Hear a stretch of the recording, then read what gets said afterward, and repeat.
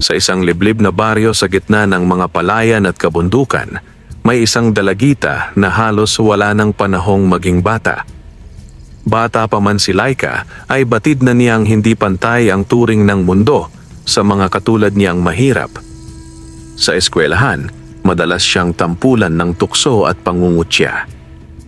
Sa tindahan, kung saan halos araw-araw siyang nagpapautang ng asin o bigas, madalas siyang pagtaasan ng kilay, kung hindi man pahiyain sa harap ng ibang tao.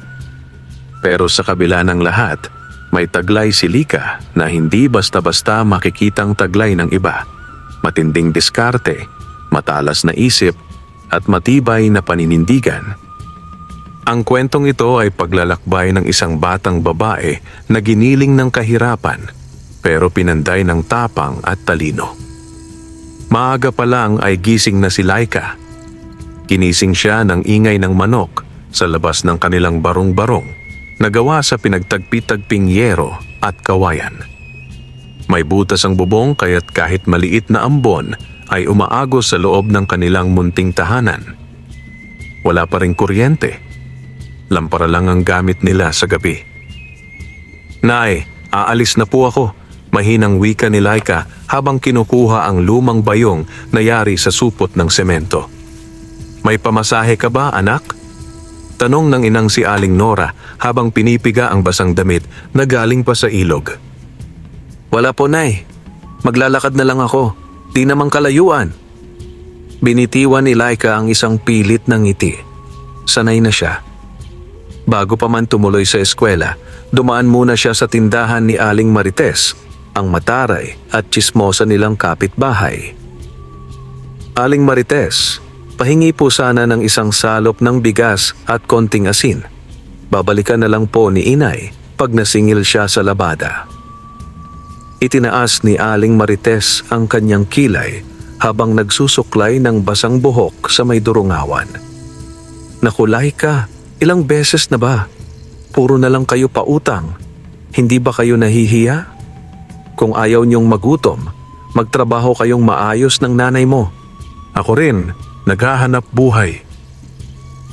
Sabay-saboy ng kutsara sa harap ni Laika.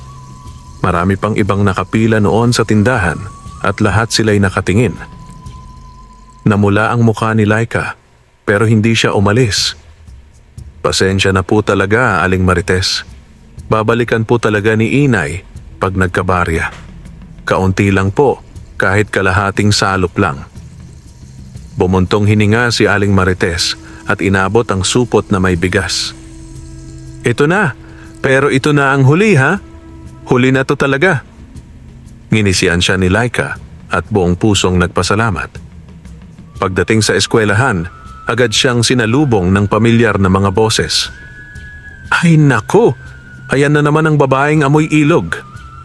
Sigaw ni Shane, isa sa mga kaklase niyang anak ng may-ari ng tindahan sa bayan. "Anong dala mo ngayon, Laika? Utang na assignment?" Nagtawanan ng iba. Tumahimik si Laika at tumiretso sa kanyang upuan.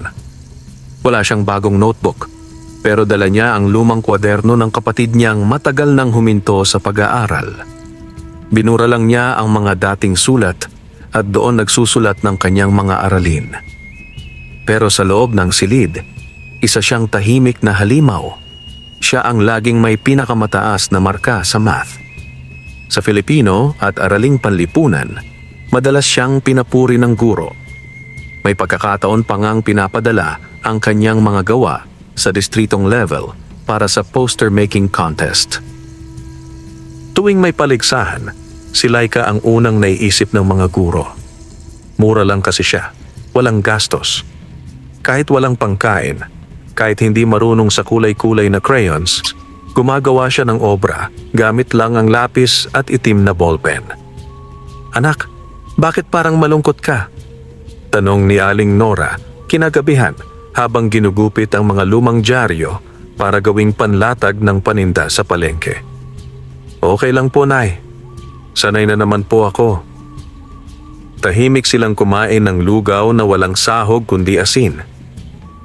Sa gabi, habang nag-aaral sa ilalim ng ilaw ng lampara, may iniisip si Laika. Kung mananalo siya sa patimpalak, may premyong 3,000. Kahit kalahati lang ang ibigay sa kanya, malaking tulong na sa kanila. Hindi niya gustong gumanti sa mga nang-aapi sa kanya, pero gusto niyang patunayan sa sarili, sa nanay niya, at sa buong barangay na kaya niyang umasenso, hindi sa paghingi, kundi sa sariling diskarte. Ang araw ng Lunes ay tila ordinaryo para sa karamihan sa mga estudyante, pero para kay Laika, ito ang araw ng pagkakataon. Sa loob ng silid-aralan, ipinatatawag ni Gengan Morales ang mga piling mag-aaral para sa isang mahalagang anunsyo.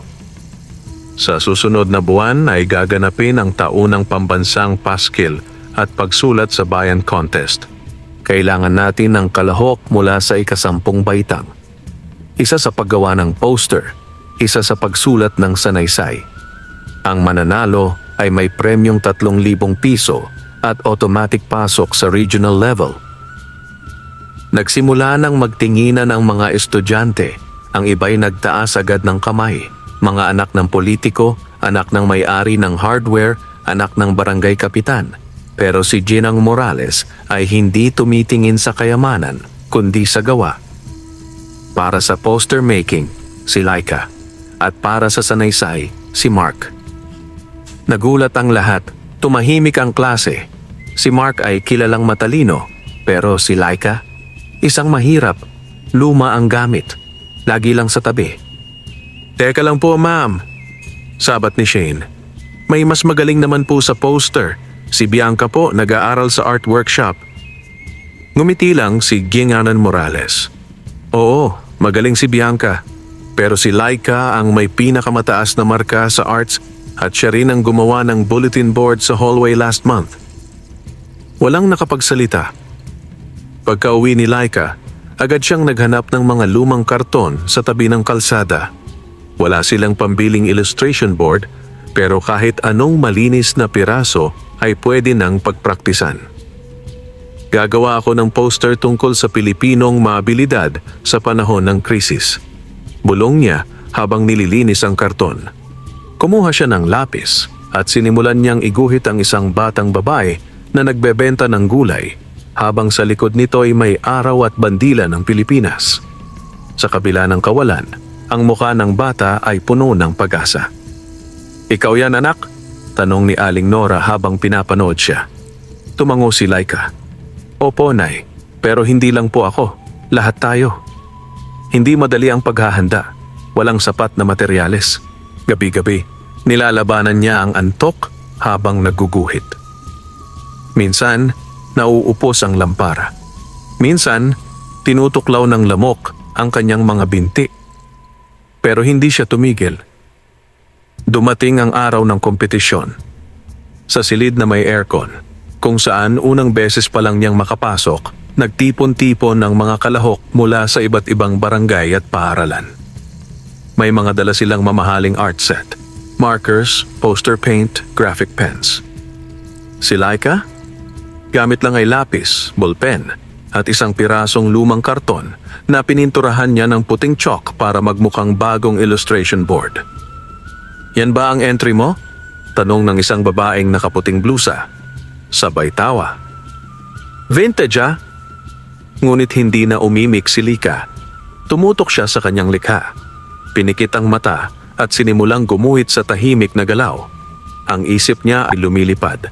Bumabalik sa mga gabing nagugutom sila, sa mga pagkakataong pinahiya siya sa tindahan, sa mga pagkakataong kinutya siya ng mga kaklase. Ngunit sa puso niya, isang apoy ang sumiklab, apoy ng pangarap. Kinabukasan, ipinaskil sa pader ng paaralan ang resulta ng kompetisyon. Isa-isang naglapitan ang mga estudyante. May mga ngumiti. May mga napasimangot. Si Laika, dahan-dahang lumapit. Pinagpawisan siya ng malamig. Lika de la Cruz unang puesto poster making contest. Napatigil siya. Hindi siya makapaniwala. Tumingin siya kay Gunger Morales na naroroon din at nakangiti. Desidido ang mga hurado. Ikaw lang daw ang poster na tumama hindi lang sa tema, kundi sa puso. Agad siyang sinugod ng mga kaklase niya. Hindi na mapigilan ng ibang dati nangungutya sa kanya.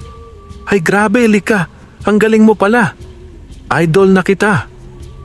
Pero hindi agad ngumiti si Laika. Sa puso niya, may halong saya at lungkot. Dahil alam niyang hindi dahil nanalo siya ay bigla na lang mawawala ang mga problema nila sa buhay. Kinagabihan, inabot ni Gungaran Morales ang sobre na may 3,000 piso. Hindi ko dapat gawin to, pero alam kong kailangan nyo ito. Sa iyo talaga ang premyo, Lika. Ipambili mo ng gamit sa eskwela. At kung sobra, pangkain nyo na rin. Napaiyak si Aling Nora. Hindi dahil sa pera, kundi dahil sa anak niyang sa kabila ng lahat ay lumalaban. Maraming salamat po, ma'am. Wika ni Laika. Hindi po ako titigil. Ito pa lang ang simula. Simula nang manalo si Laika sa poster making contest, unti-unti siyang naging bukambibig ng mga guro at mag-aaral. Ngunit hindi ito dahilan para siya'y tumigil o magpakampante. Sa halip, ginamit niya ang kanyang premyo bilang panimulang hakbang upang maabot ang isa pang pangarap, ang magkaroon ng maliit na kabuhayan para matulungan si Aling Nora. Gabi-gabi, habang ang ibang bata ay natutulog na, si Laika ay tahimik na nagtatahi sa isang lumang makinang pamana pa ng kanyang lola Teria. Hindi ito kasing bilis ng mga modernong makina, pero sapat na upang magbuo ng ideya sa kanyang isipan. Isang negosyo ng handmade tote bags. Nanay, subukan ko pong ibenta to. Kinuha niya ang isang simpleng bag na tinahim mula sa pinagtagpi-tagping lumang maong, sako ng bigas at retasong tela. Inilagyan niya ito ng maliit na disenyo ng araw at bituin, mga simbolo ng pag-asa at pagiging makabayan. Paano kung walang bumili, anak? Tanong ni Aling Nora habang pinapainit ang tubig para sa kanilang kape. Di okay lang, Nay. Basta sinubukan ko. Kinabukasan, bit-bit niya ang 3 bag na nagawa niya. Itinabi niya ito sa isang maliit na mesa sa labas ng paaralan, katabi ng mga nagtitinda ng fishball at ice candy. Nakasale po, handmade bags, matibay, gawang puso. Noong unay walang pumapansin. Lumilipas ang oras at parang wala ni isa ang interesado. Ngunit nang dumaan si Gungaran Morales, agad niya itong nilapitan. Ay, Laika, ikaw pala yan. Ikaw rin ang gumawa niyan? Opo, ma'am. Gawa po sa recycled na tela. Pwede po sa mga libro o pang grocery. Tiningnan ito ng guro at ngumiti. Bigyan mo ako ng 2. Perfect pang regalo. Pagkatapos ng klase, isang babae mula sa kabilang barangay ang lumapit. Ikaw ba yung gumagawa ng bag? Sabi ni Ma'am Morales, matibay daw at maganda. Pwede akong umorder ng 5? Nagtaka si Laika. 5 piraso po? Oo, pangregalo sa mga kaibigan ko. Kung pwede, lagyan mo ng pangalan nila ha. Yung embroidered, kahit simple lang. Mula sa 3 pirasong hindi mabenta, naging 5 ang order. Mula 5, naging 10. At sa bawat gabing ginugugol niya sa pagtatahi habang ang lampara ay nanginginig sa hangin, mas lalong tumitibay ang kanyang determinasyon. Hindi ito basta bag, ito ay pangarap na tinahi. Gumawa siya ng Facebook page gamit ang lumang cellphone ng kapitbahay na si Ate Rica. Pinangalanan niya itong Tahi ni Laika. Doon niya in-upload ang mga larawan ng kanyang likha. Simple pero may puso. Minsan ay may kasama pang quote tulad ng, kahit tagpi-tagpi ang buhay, basta buo ang pangarap, kayang tumindig. Nagulat siya nang dumami ang mga likes. May nagme-message. May nagtatanong ng presyo. May mga gustong umorder kahit taga Maynila. Dahil wala silang pambayad ng courier, naglako si Lika sa bayan tuwing Sabado. Bit-bit ang sako ng mga bag, sumasakay siya sa tricycle patungo sa palengke kung saan mas maraming tao. Buy local! Suportahan ang kabataan na may pangarap. Sigaw niya habang nakatayo sa gilid ng palengke. Minsan, napapahiya pa rin siya. May iba pa ring nangungutya. Ay nako, Yan na naman si Laika, nagtitinda ng kung ano-ano. Akala mo kung sino, dati nga umuutang lang yan ng asin. Pero hindi na ito gaanong sumasakit gaya noon. Natutunan niyang ang mga salita ay parang karayom. Pwede kang masaktan, pero pwede mo ring gamitin para tahin ang hinaharap mo. Isang gabi ng himala. Isang gabi habang abala siya sa pagtatahi, may dumating na hindi inaasahang bisita. Si Ma'am Selena, ang may-ari ng isang kilalang gift shop sa bayan. Laika, nakita ko ang mga gawa mo sa Facebook. Napakaganda anak. May offer sana ako. Gusto mo bang maging supplier ng shop ko para sa Paskong season? Napanganga si Laika. Hindi siya agad nakasagot. Si Aling Nora ay napaupo na lang at napaluha. Ilang piraso po ang kailangan nyo? Tanong ni Laika, halos hindi makapaniwala. Kung kaya mo 100 piraso, lahat customized. 100 piraso, 100 pangarap, 100 pagkakataong magsimula. Sa tulong ng ilang kaklaseng naniwalang muli sa kanya, si Jelay na marunong magtahe, si Mark na tumulong sa design layout, at si Andoy na may kaalaman sa packaging, nabuo ni Laika ang isang maliit pero organisadong grupo. Binuo nila ang Team Tahi ni Laika na ang bawat miyembro ay binibigyan niya ng parte sa kita. Hindi na lang ito basta negosyo, isa na itong adhikain. Kung minsan ang tagumpay ay hindi nanggagaling sa galing, minsan diskarte lang talaga. Ang tagumpay ay parang alon. Maaaring inaakyat ka ngayon, pero maaaring igupo ka rin kung hindi ka marunong lumangoy. Ito ang natutunan ni Laika nang unti-unting lumago ang kanyang maliit na negosyo. Sa loob ng 2 linggo, tinapos nila ang 100 tote bag na may iba't ibang disenyo. May embroidery ng pangalan, may simpleng patchwork, at may kasamang inspirational quote sa tag. Lahat ay ininspeksyon ni Lika bago ipasa kay Ma'am Selena. Dumating ang araw ng bayaran. Hawak ni Lika ang sobre, nanginginig ang kamay. Pagbukas niya, nandoon ang 15,000 piso, ang pinakamalaking halagang nahawakan niya sa buong buhay niya. Nanay, may pambayad na tayo sa utang kay Aling Pacing. Niyakap siya ni Aling Nora, sabay luha ng pasasalamat. Anak, ang sipag at tiyaga mo ang puhunan natin. Ipagpatuloy mo yan ha, huwag kang magbabago. Pero hindi ganun kasimple. Hindi pa tapos ang laban. Mas malaki ang kita, mas malaki rin ang panganib. Una sa mga pagsubok, demand. Dahil naging viral sa Facebook ang post ni Ma'am Selena tungkol sa batang diskarte ng barangay San Isidro, dumami ang orders mula sa ibang bayan. May mga galing Tagaytay, Cebu at Davao. Karamihan ay pangregalo sa Pasko. Tumambak ang orders pero kakaunti lang silang gumagawa. Laika, hindi na natin kaya kung tayo-tayo lang, sabi ni Jelay habang pinupunasan ng pawis. Naka-20 na tayo ngayong linggo pero may nakapilang 55 pa. Napaisip si Laika. Kailangan na nilang palawakin ang grupo kaya lumapit siya sa barangay. Kapitan, pwede po ba akong humingi ng permiso na magturo ng basic sewing sa ibang kabataang babae sa barangay? Napatingin si Kapilter Tolentino sa kanya. Gagawin mong mini-workshop?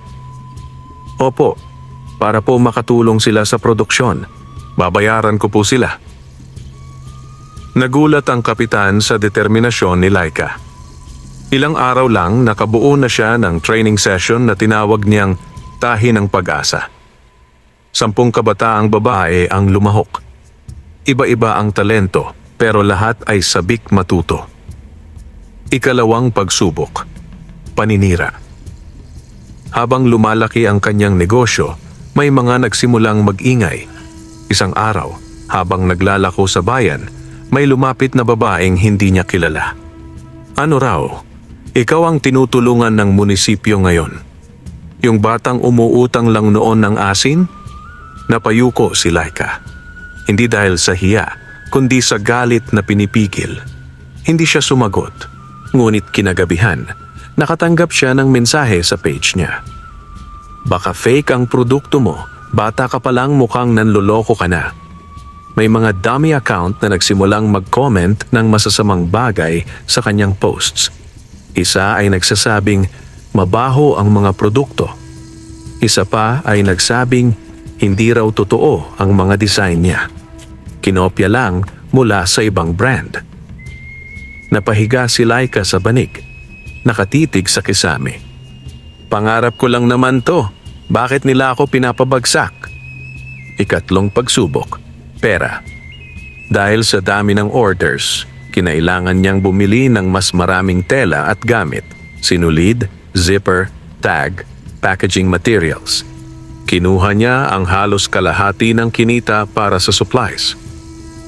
Isang gabi, biglang nawala ang kuryente habang ginagamit ang lumang makinang dekuryente na pinahiram sa kanya ng isang guro. Nasunog ang fuse at hindi na ito umandar. Paano, nanay? Tanong niya kay Aling Nora. Deadline na bukas. Hindi ko matatapos yung 10 bags na natira. Bigla siyang nakaramdam ng kabiguan. Umiyak siya, hindi dahil sa pagkasira ng makina kundi dahil sa bigat ng responsibilidad. Ngunit gaya ng dati, bumalik ang determinasyon. Kung dati nga, kamay lang gamit ko at karayom, nagawa ko, ngayon pa? Ginamit niya ang lumang makinang tahimik, pinadapa ang sarili sa mesa at tinahi ang mga natitirang bag ng buong gabi. Pagbangon. Ilang linggo ang lumipas at natapos ni Laika ang lahat ng orders. Natuto siyang mag-budget, magpakumbaba at maging matatag kahit binabatikos. Tumigil din ang mga paninirang komento nang ipagtanggol siya ng mga tunay niyang customers online. Isa pa nga sa mga suki ang nagsabi, gawa ni Laika ang bag neto. 3 buwan ko na gamit, hindi pa rin napupunit. Suportahan natin ang batang may pangarap. Sa tuwing nakakaramdam siya ng pagod, binabalikan niya ang simula. Ang mga panahong nangungutang lang sila ng bigas, ang panunukso ng mga kaklase, at ang kahirapang ayaw niyang balikan. Gantimpala ng pagsisikap. Dahil sa katatagan ni Laika, nakatanggap siya ng liham mula sa isang NGO na sumusuporta sa kabataang negosyante. Iniimbitahan siyang lumahok sa isang Young Entrepreneurs Summit sa Maynila. Libre po ang pamasahe, pagkain at hotel. May seminars po at mentor sessions. Kung interesado po kayo, tumugon agad. Hindi makapaniwala si Laika. Siya na dati hindi makabili ng notebook, ngayon ay iniimbitahan na sa Maynila bilang inspirasyon. Sa huling bahagi ng kabanatang ito, habang hawak niya ang imbitasyon at nakatingin sa buwan, napangiti siya. Bilog ang buwan, bilog ang mundo. Kung hindi mo iiwan ang pangarap mo, babalik at babalik din yan bilang biyaya. Ang araw ng pag-alis ay dumating. Maaga pa lang ay gising na si Laika. Nakaayos na ang kanyang backpack. Isang lumang bag na inayos niya mismo. Sa loob nito ay ilang pirasong damit, ang kanyang sketchpad, ballpen at isang sobre kung saan nakalagay ang tiket na pinadala ng NGO para sa kanyang biyahe. Nay, aalis na po ako. Humalik siya sa kamay ng ina na may matang nanlilisik sa luha. Mag-iingat ka, anak. Hindi ko man masamahan. Alam kong kakayanin mo yan. Galingan mo, ha? Hindi lang para sa atin, kundi para sa lahat ng batang katulad mo. Tumango si Laika. Sa kabila ng kaba, dama niya ang tuwa at pag-asa sa puso. Isang hakbang palabas ng baryo at papunta sa panibagong yugto ng kanyang buhay. Unang sakay, unang kaba. Hindi pa siya nakakapunta ng Maynila, ni hindi pa siya nakakapunta ng lungsod maliban sa munisipyo. Habang nasa bus papuntang terminal ng Lucena, hawak-hawak niya ang tela ng upuan, parang baka tangayin siya ng kaba. Sa tabi niya, isang babae ang may dalang malaking eco bag. Napansin nito ang tiket ni Laika. Uy, entrepreneur ka rin pala? Ngiting tanong ng babae. Pupunta ka rin ng summit? Opo, ako po si Laika. Ako si Tina. Galing ako sa Batangas. May sarili akong peanut butter business. Ako rin, first time sa Maynila. Nagkakwentuhan sila buong biyahe. Iba't ibang kwento ng hirap at diskarte ang ibinahagi ni Tina. Natuwa si Laika, hindi pala siya nag-iisa. Pagkarating sa syudad, pagdating sa Maynila, para siyang nawindang sa dami ng sasakyan, ingay ng kalsada at ilaw ng mga gusali. Lahat mabilis, lahat nagmamadali. Sinundo sila ng volunteer staff mula sa NGO. Sinalubong sila ng placard na may nakasulat na, "Welcome young entrepreneurs." Dinala sila sa isang hotel, isang bagay na di pa niya naranasan kahit kailan. Sa kwartong aircon, may malinis na kama, tuwalya at toiletries na nakaayos. Parang panaginip, bulong niya. Ngunit alam niyang hindi ito panaginip. Bunga ito ng pawis, luha at pagtitiyaga. Seminar ng inspirasyon. Kinabukasan ay nagsimula ang summit sa isang malaking convention hall. Daan-daang kabataan mula sa iba't ibang probinsya ang naroon.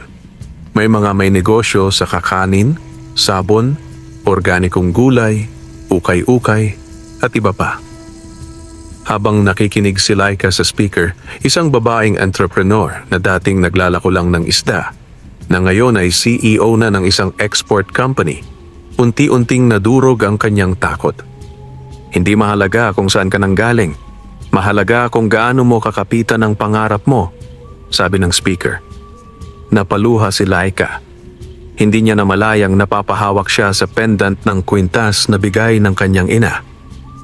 Mga bagong kaibigan, bagong karanasan. Sa loob ng 2 araw, marami siyang natutunan.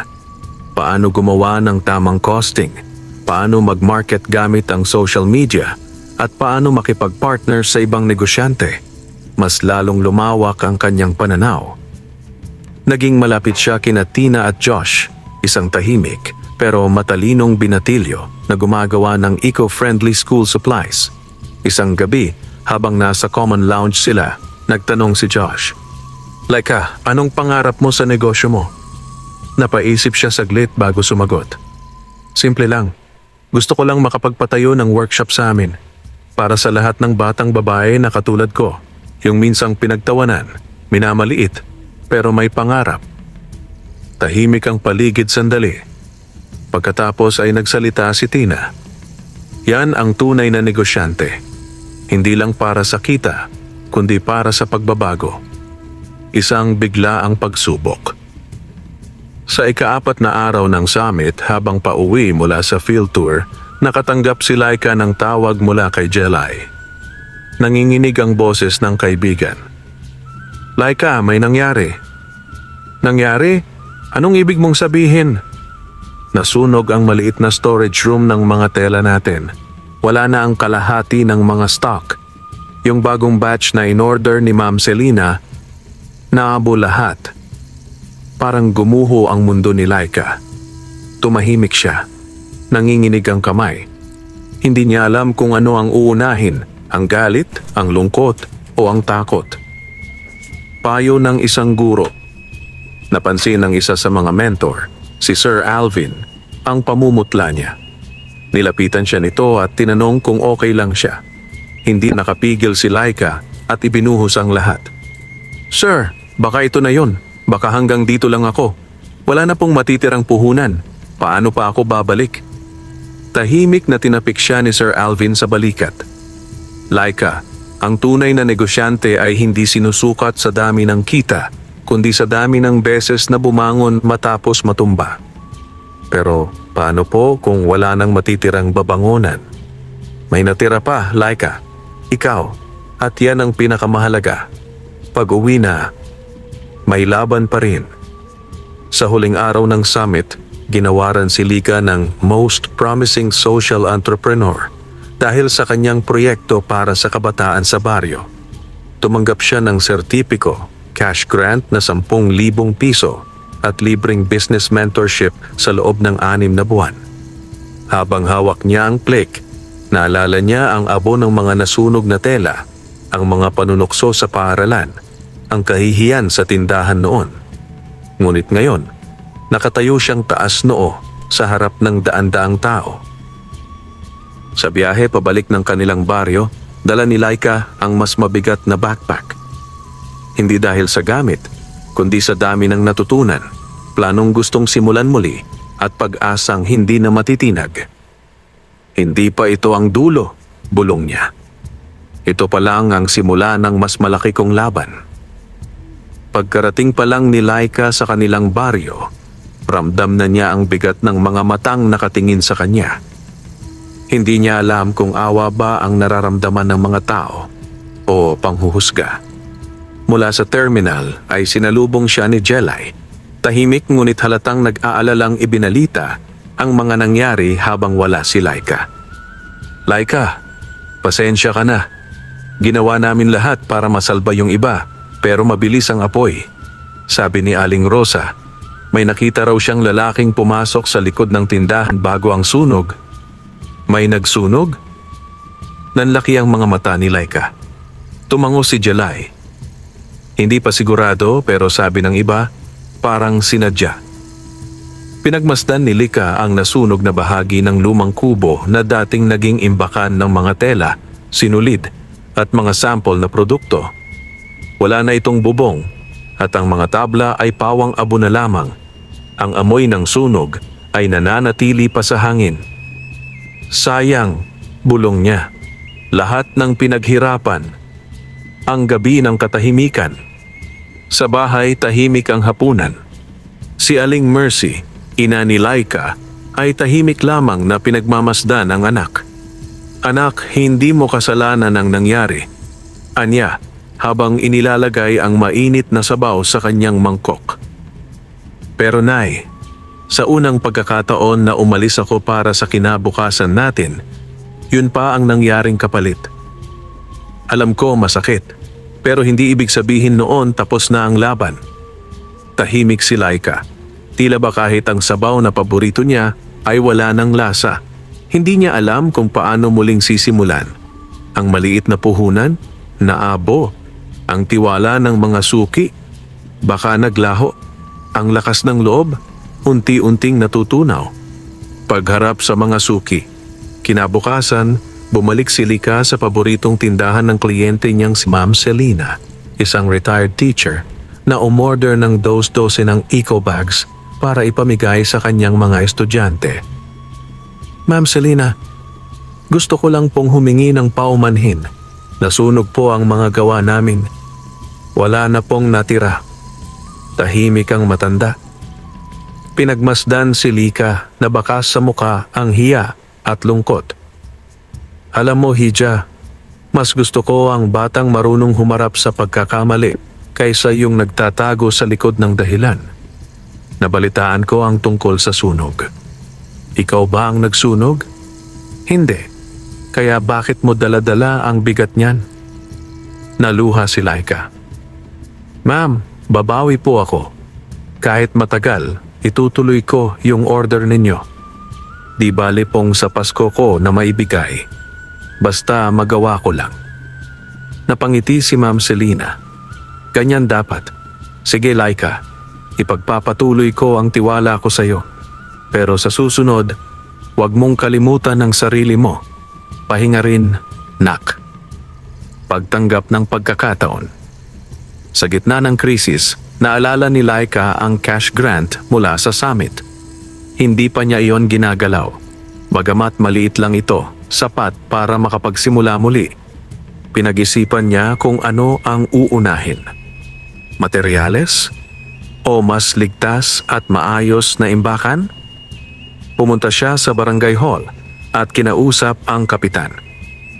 Kap, pwede po ba akong umarkila o manghiram ng lumang silid sa multi-purpose hall para gawing temporary workshop? Magbibigay po ako ng bahagi ng kita para sa barangay. Nagulat ang kapitan sa tapang ni Laika. Batang ito, may diskarte. Sige, pag-uusapan namin sa council. Pero sa tingin ko, deserve mong bigyan ng chance. Sa sumunod na linggo, nagsimula siyang muling bumili ng mga tela at sinulid gamit ang natirang grant. Kasama si Jelay at ilang kabataang gustong matuto ng pananahi. Unti-unti nilang binuhay ang maliit na negosyo. Bagong simula, bagong layunin. Mula sa dating tahimik na kwarto sa multipurpose hall, naririnig na ngayon ang ingay ng makinang panahi. Naglagay si Laika ng sign sa pintuan. Tahi-talino by Laika, para sa kabataan, para sa kinabukasan. Ibinahagi rin niya ang kaalaman sa mga batang babae na dati ay walang ginagawa kundi tumambay.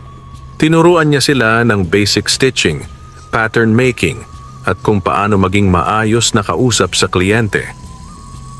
Hindi lang negosyo ang binuhay ni Lika, kundi ang pag-asa ng kabataan sa baryo. Pagbabalik ng tiwala.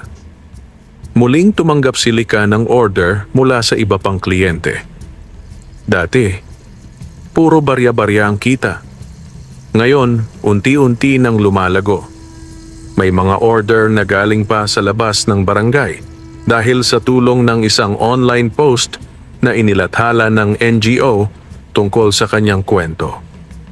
Sa social media, kumalat ang post. Mula sa pangungutya at pangungutang, ngayon namumuno sa sariling negosyo.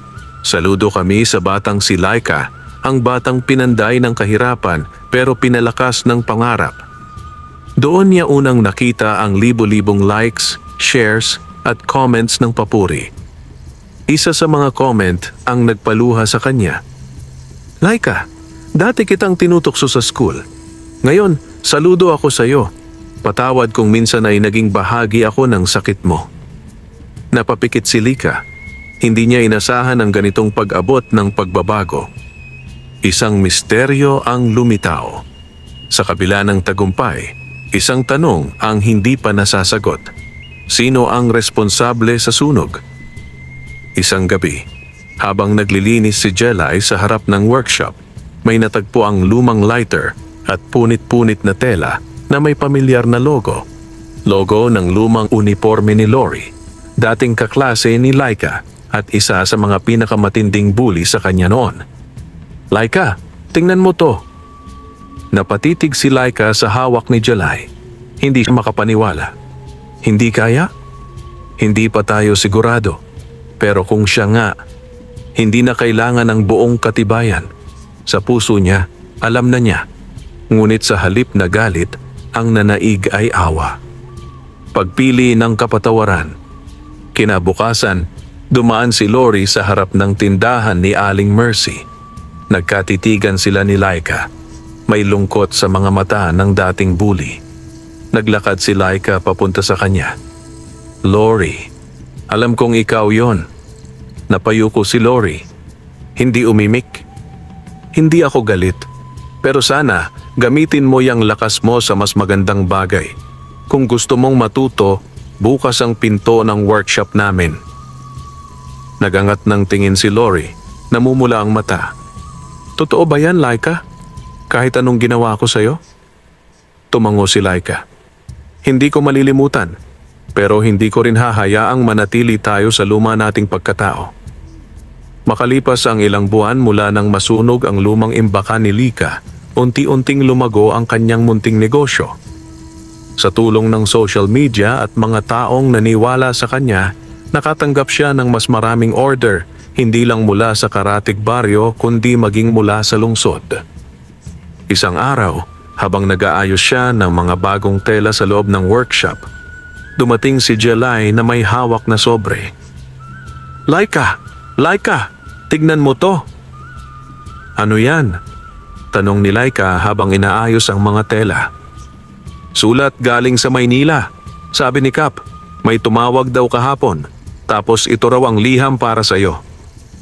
Kinabahan si Laika. Agad niyang binuksan ang sobre at binasa. Formal na paanyaya. Malugod po naming ipinapaalam na kayo ay isa sa napiling kalahok sa Kabataan Negosyante ng Bayan 2025. Isang kompetisyong inilunsad ng Department of Trade and Industry, DTI, katuwang ang isang malaking media network. Layunin ng kompetisyong ito ang maipakita ang mga kwento ng kabataang Pilipino na bumangon mula sa hirap gamit ang diskarte, sipag at talino. Inaasahan po namin ang inyong pagdalo sa Maynila sa ika-15 ng susunod na buwan. Lubos na gumagalang, Komite ng KNB 2025. Namilog ang mata ni Jelay. Lika, sikat ka na talaga. Tahimik si Lika. Namumuo ang luha sa gilid ng kanyang mga mata. 1 taon lang ang lumipas mula noong pinagtawanan siya sa tindahan dahil sa utang nilang asin at bigas. Ngayon, iniimbitahan siya sa isang pambansang patimpalak. Hindi siya makapaniwala. Pagpapasya at paghahanda.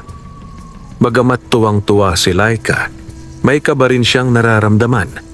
Hindi pa siya nakakapunta ng Maynila. Wala siyang kaalam-alam sa kung paano gumalaw sa entablado, magsalita sa harap ng kamera, o makipagkumpetensya sa mga anak ng mayayamang negosyante. Nay, dapat pa ba akong sumali? Baka mapahiya lang ako roon. Wika niya isang gabi habang nagluluto sila ng hapunan.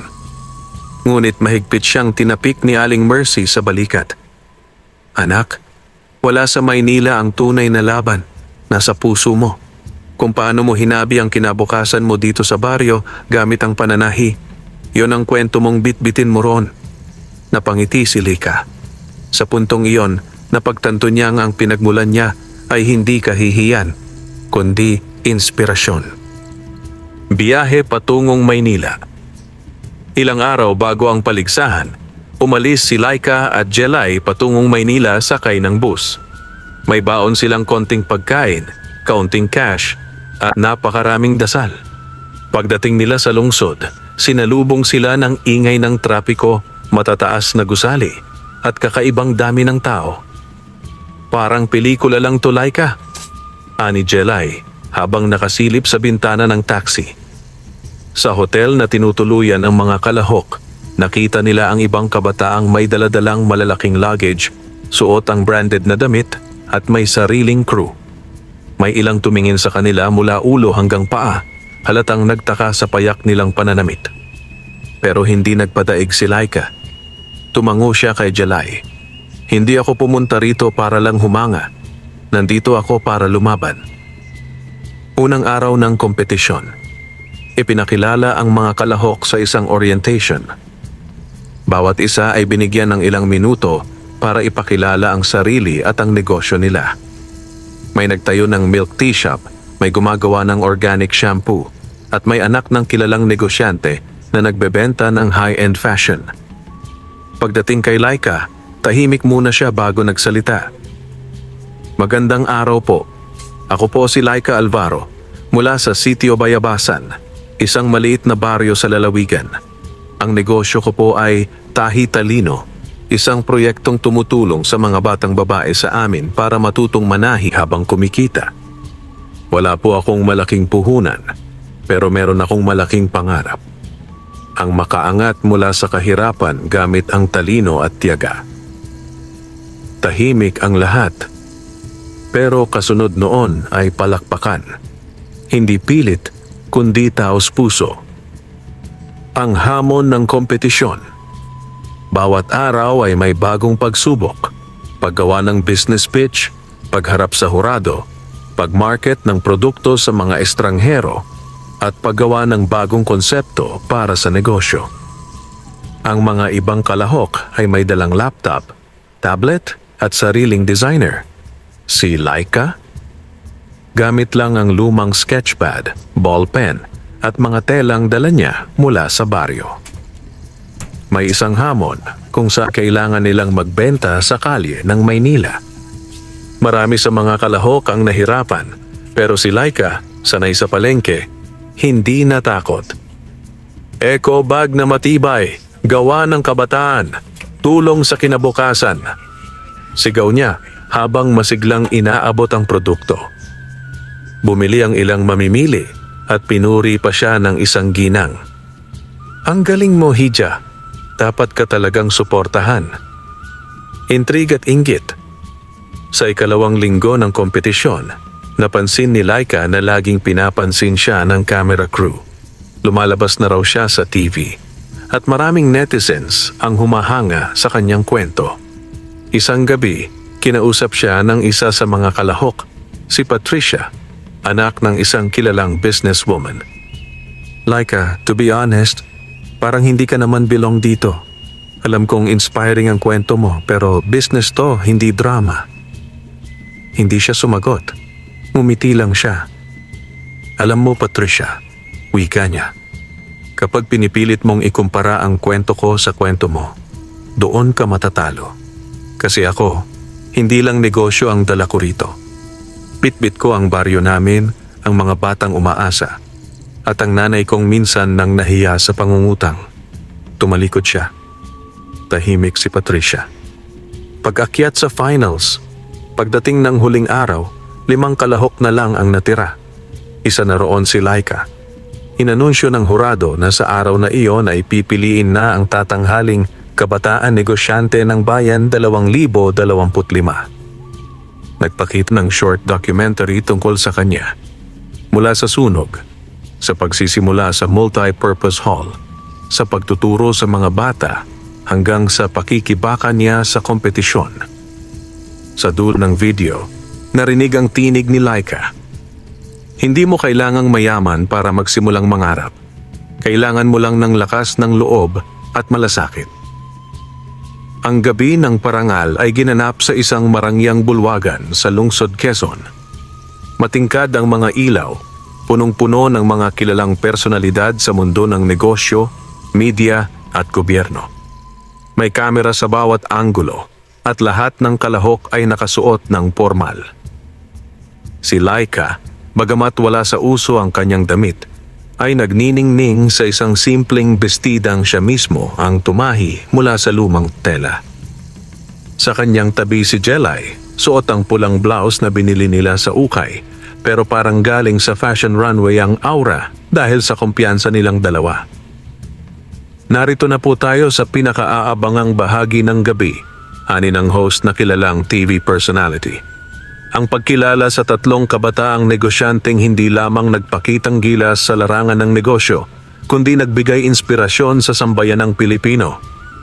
Nagtayuan ang lahat sa paghihintay ng anunsyo. Ikalawang karangalan ay ipinagkakaloob kay dramatic pause. Patricia Gutierrez, mula sa Makati. Palakpakan. Nagtataka ang ilan. Marami sa social media ang nagsasabing si Patricia ay masyadong elitista.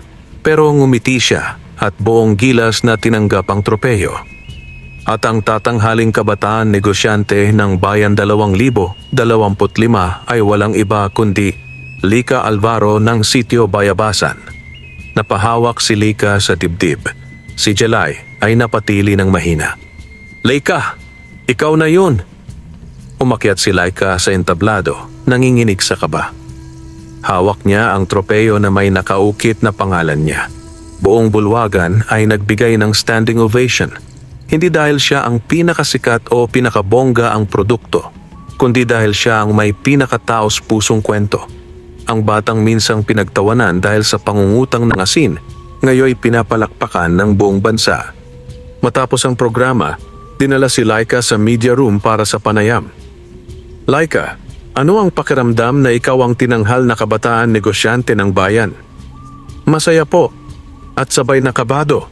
Kasi ngayon, hindi lang po ako basta mananahi. May mas mabigat akong responsibilidad, ang patuloy na maging inspirasyon at tulay para sa mga batang tulad ko."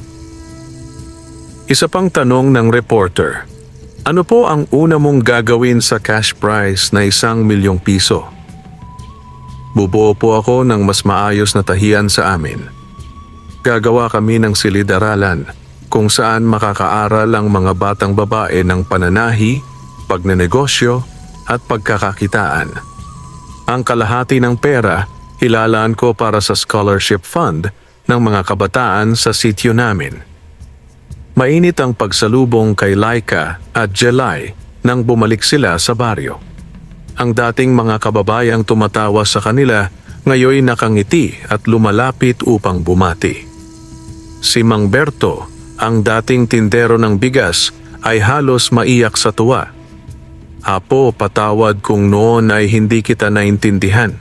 Ngayon, saludo kami sa iyo." Niyakap siya ni Aling Mercy, halos hindi makapaniwala sa bilis ng pagbabago sa buhay nilang mag-ina. Makalipas ang ilang linggo, nagsimula ang konstruksyon ng Tahitalino Center for Young Women, isang malinis at matibay na gusali kung saan may mga makina, tela, aklat at silid paaralan. Dahil sa viral na kwento ni Laika, maraming donor mula sa ibang bansa ang nagpadala ng mga gamit at suporta. May isang grupo ng OFW sa Dubai ang nagpadala ng sewing machine. May Filipino-American designer na nagpadala ng mga tela at pattern. Mas naging masigla rin ang komunidad. Ang mga batang babae na dati tambay o maagang pinapakasal, ngayon ay natutong magtahi, magbasa ng kontrata at gumawa ng simpleng business plan. Ngunit sa kabila ng tagumpay, hindi pa rin nawawala ang mga pagsubok. May mga inggit na lumalapit sa mga donor at sinasabing hindi raw si Laika ang tunay na nagsimula ng proyekto. May barangay official na sinubukang ikutan ng proyekto para gamitin sa sariling kandidatura. Pero si Laika ay nanatiling matatag. Inilapit niya sa DTI at isang legal aid foundation ang proyekto upang protektahan ito.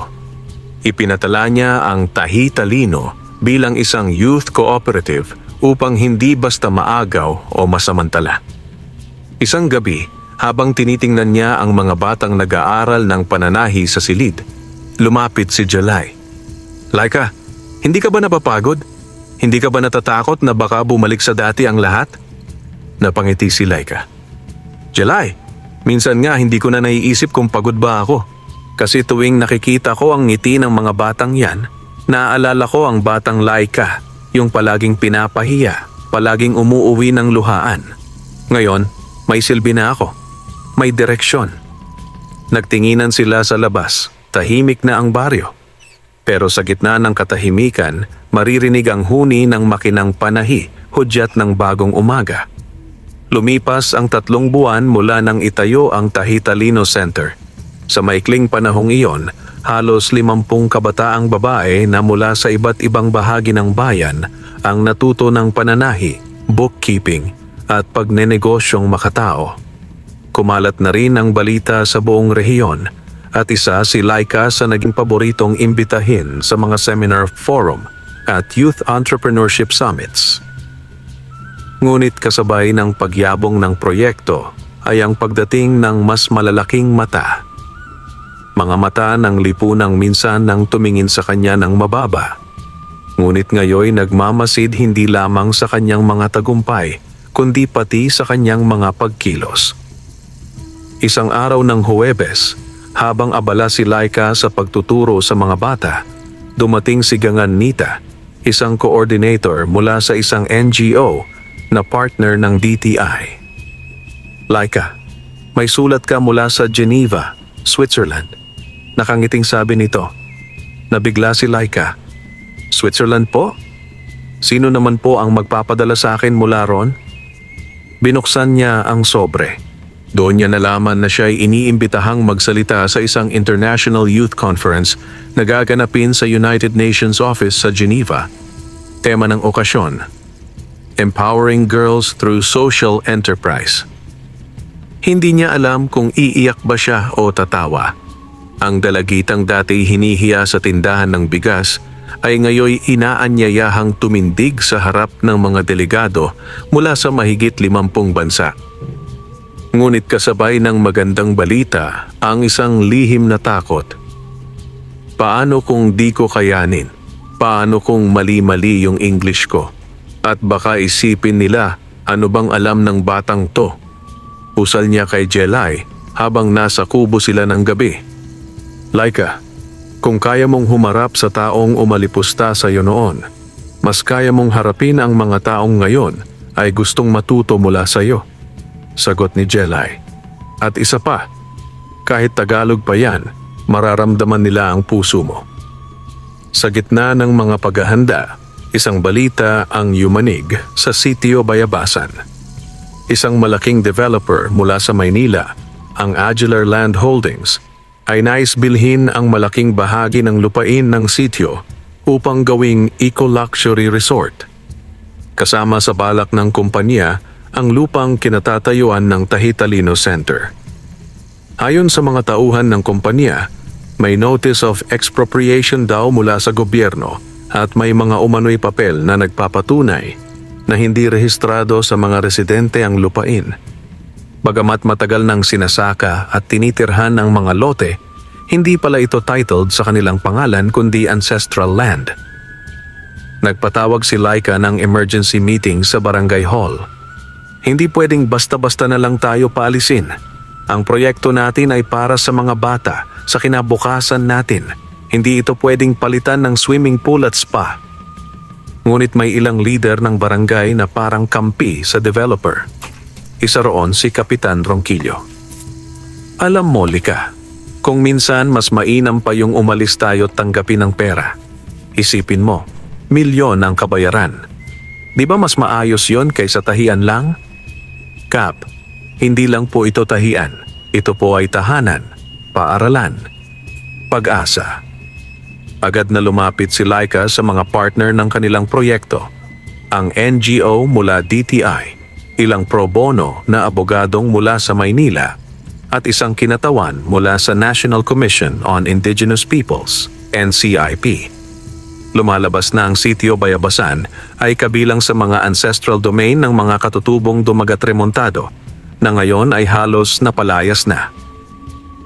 Kung mapapatunayan natin na bahagi ito ng ancestral land, hindi basta-basta maaari itong ipagbili o kunin ng developer. Paliwanag ng abogadong si Atoy Nathan. Pero kailangan natin ng patunay, mga kasulatan, testimonya ng matatanda at mapa ng ancestral domain. Agad na nagsimula ang pagkilos. Kinausap nila si Lolo Dado, ang pinakamatandang residente ng sitio, at ilang Dumagat elders. Kinapanayam sila at isinama sa dokumentasyon. Ilang araw ring naglibot ang legal team upang makuha ang geo-coordinates ng lugar. Sa gitna ng laban para sa lupain, napilitan pa ring lumipad si Laika patungong Geneva. Mabigat ang puso niya, pero alam niyang mahalaga rin ang kanyang gagawin doon. Paglapag sa paliparan, sinalubong siya ng isang kinatawan ng UN Women. Nang makita ang kanyang simple at payak na pananamit, ngumiti ito at sinabing, "You don't need a suit, Laika. You bring your strength with you." Sa loob ng hall ng United Nations Office, tumayo si Laika sa podium. Nasa harap niya ang mga kabataang leader, diplomat at eksperto mula sa iba't ibang panig ng mundo. "I came here not because I am the smartest girl in the world," panimula niya, "but because once, I was the most humiliated girl in my barrio. And instead of staying broken, I stitched my life back, thread by thread." Bumaha ng palakpakan. Pagbalik ni Laika sa Pilipinas, dala niya ang isang mas matibay na paninindigan. Pumirma ng petisyon ng libu-libong tao mula sa iba't ibang bansa upang suportahan ang Tahitalino at ang karapatan ng sitio Bayabasan. Pumutok ang issue sa social media. Ang headline, "Dalagitang galing sitio laban sa higanteng developer." Naglabas din ng statement ang UN Youth Division, nananawagan sa pamahalaan na igalang ang mga programa para sa kabataan at huwag itaboy ang mga ito sa ngalan ng komersyalismo. Dahil sa pressure, napilitang umatras ang Aguilar Land Holdings. Iniimbestigahan na rin sila dahil sa mga maanumalyang dokumentong ipinasa. Isang linggo matapos ang tagumpay, ginanap ang selebrasyon sa Tahitalino Center. Dumalo ang mga kabataan, ilang opisyal mula sa DTI, mga OFW sponsors at kinatawan ng UN. Sa gitna ng saya, tinanong si Laika, "Ngayon na walang humahadlang sa proyekto nyo, anong susunod mong pangarap?" Ngumiti si Laika at tumingin sa langit. "Simple lang. Gusto kong dumami pa ang mga batang tulad ko, na kahit minamaliit, binubuli o pinagtatawanan, ay patuloy na mangangarap. At gusto kong may lugar silang matatakbuhan. Dito, sa puso ng bundok, sa puso ng komunidad, sa puso ng paniniwala. Pagkalipas ng 6 na buwan mula nang matalo ang Aguilar Land Holdings, tila nabalot ng bagong sigla ang buong Sitio Bayabasan. Ang dating baryong kilala sa kahirapan at pangungutang ng asin at bigas ay ngayoy naging bukang-bibig sa mga radyo, TV at social media bilang ehemplo ng matagumpay na grassroots movement na pinangunahan ng isang simpleng dalagita. Ngunit para kay Laika, hindi pa tapos ang laban, sapagkat ang totoong tagumpay ay hindi nasusukat sa plake o parangal, kundi sa dami ng buhay na kanyang naantig at nabigyan ng bagong direksyon. Ang dating tahimik at halos nililimutang sitio ay ngayoy tila isang sentro ng kaalaman at kabuhayan. Sa tabi ng Tahitalino Center ay itinayo na rin ang isang maliit ngunit maayos na silidaklatan na donasyon mula sa mga Filipino sa ibang bansa. May mga bagong makina sa tahian at may maliit na pasalubong center kung saan ibinebenta ang mga produkto ng mga kabataan, bag, face masks, pambahay at iba pa. Mula sa 20 mag-aaral, naging 100 na ang mga kabataang sumasali sa programa. Ang iba'y nagtuturo na rin, at ang ilan sa kanila dati ring nangungutang ng asin at bigas gaya ni Laika. Labis ang pasasalamat ng mga magulang, mga guro at mga dating hindi naniniwala sa kakayahan ng isang batang babae. Isang hapon, habang abala si Laika sa pag-aasikaso ng mga bagong dumating na materyales, isang pamilyar na boses ang umaling-aungaw sa labas ng gusali. "Laika?" Nang lumingon siya, naroon si Aling Bebang. May bitbit na supot ng prutas at tila kabadong-kabado. Hindi agad nakakilos si Laika. Halos hindi siya makapaniwala na ang dating nangiinsulto sa kanya sa tindahan ay dadalaw sa kanyang proyekto. Walang galit sa mata kundi isang uri ng paghingi ng tawad. "Pwede ba kitang makausap, anak?" tanong ni Aling Bebang. Tahimik na tumango si Laika at itinuro ang isang bakanteng upuan. Nagtagal ang katahimikan hanggang sa nagsimula si Aling Bebang. "Alam ko, hindi ako naging mabuting tao sa iyo noon. Hindi lang isang beses kitang pinahiya, ilang beses. Pero alam mo, hindi dahil galit ako sa iyo. Galit ako noon sa sarili ko, sa kahirapan, sa kabiguang di ko matanggap. At ikaw yung naging salamin ng lahat ng bagay na hindi ko kayang abutin." Tumingin si Laika, walang galit sa mata, pawang pag-unawa. "Alam mo po, Aling Bebang, kung noon po yung Laika na dating umiiyak sa gilid ng tindahan ang kaharap nyo ngayon, baka hindi ko po kayo kaya pang patawarin. Pero iba na po ako ngayon." Napaluha si Aling Bebang. "Salamat anak. Salamat sa pag-angat at sa hindi pagbitaw." Niyakap ni Laika ang matanda. Sa gitna ng pananahimik, dama ang paglaya ng dalawang pusong minsan ay sugatan. Dahil sa patuloy na pagtutok ng media, nakatanggap si Laika ng isa pang imbitasyon. Ngayong galing na mismo sa palasyo ng Malacanang. Ipagkakaloob sa kanya ang Gawad Kabataan ng Bayan Award, isang taunang parangal para sa mga kabataang may natatanging ambag sa bayan. Kasama ng kanyang pamilya, mentor at mga batang tinuruan niya, dumalo siya sa seremonya. Nakasuot siya ng simpleng Filipiniana, gawa mula sa tela na siya mismo ang tumahi, isang simbolo ng kanyang ugat at prinsipyo. Ang batang minsang pinagkaitan ng respeto ay ngayoy pinapalakpakan ng buong bayan, sabi ng host habang inaakyat niya ang entablado. Nang siya'y binigyan ng mikropono, tinanong siya, "Kung mabibigyan ka ng pagkakataong kausapin ang lahat ng kabataan ngayon, ano ang gusto mong sabihin?" Sumagot siya nang walang binabasang papel. Hindi hadlang ang kahirapan sa pangarap. Hindi hadlang ang pangungutya sa paglago. Ang tunay na diskarte ay nagmumula sa puso, hindi lang sa talino. At kung may isang bagay man akong natutunan, yun ay ito. Kahit ilang beses kang maliitin, basta't hindi mo maliitin ang sarili mo, mananalo ka pa rin sa dulo. Pagbalik ni Laika sa sitio Bayabasan, mas pinili niyang manatili.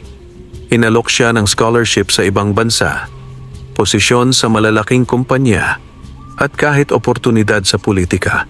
Ngunit mas pinili niyang ibuhos ang sarili sa mas maraming proyekto para sa komunidad. Itinatag niya ang Tahi Talino Foundation, isang non-profit na layuning palawakin ang programa sa iba pang sitio at barangay. Kasama si Jelay, ang kanyang matalik na kaibigan, at ang mga batang dating estudyante, bumuo sila ng mga satellite centers sa ibang bahagi ng rehiyon.